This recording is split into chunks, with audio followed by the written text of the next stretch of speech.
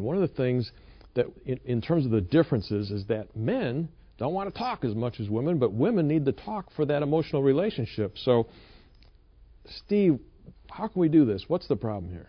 Well, we are wired differently. You know, women do have a larger word count need than men do, just to begin with.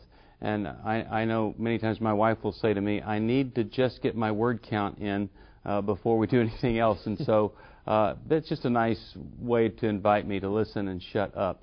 But it's true, we are wired differently. Us men, we many times have a lot of opportunities to share and talk about things all day long. And so by the end of the day, many times we've gone through our word count, and so it's more difficult for us to do it. Also, if a man feels like he's being evaluated and judged and even criticized, or he's walking on eggshells, he doesn't want to talk because he's afraid he's going to trip a wire that's going to cause some kind of tirade or criticism. So he kind of holds back. A woman needs to make a place safe for a man to share, and she also needs to ask him open-ended questions and find things of interest for him to get him in the habit of talking. A lot of times women complain about us men, but a woman has shut the man down.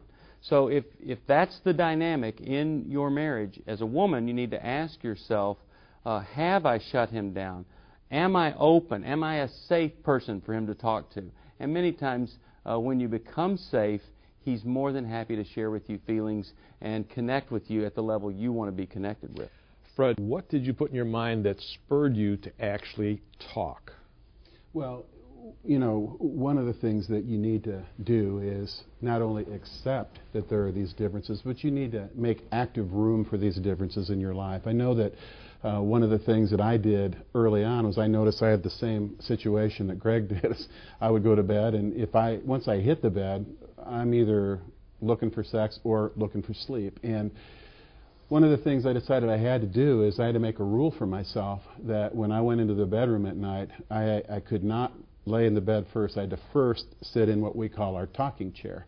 And what I would do is I would sit there because I don't fall asleep right away there. And so Brenda and I talk. I sit in this kind of a lounge chair thing, and she lays on the bed, and we talk. It could be 10 minutes. It can be an hour. I mean, we just start talking.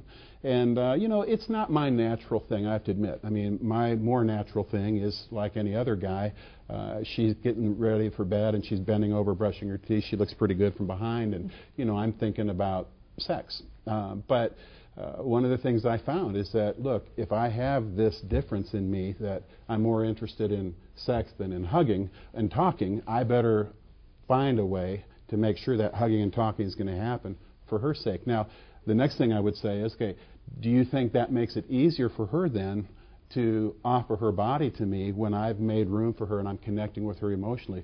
Oh, you bet. And on the nights where she's too tired and she doesn't really want to get into it all that much, she can, just by focusing on the side of sex that she likes, the touching, the holding, and all that, she can sure make things fun for me while she's kind of just staying in the level where she wants to stay. But she wants to make sure that I'm getting connection sexually in the same ways that I'm providing connection emotionally. And as we are making room for both those things, it makes it easier for both of us to give.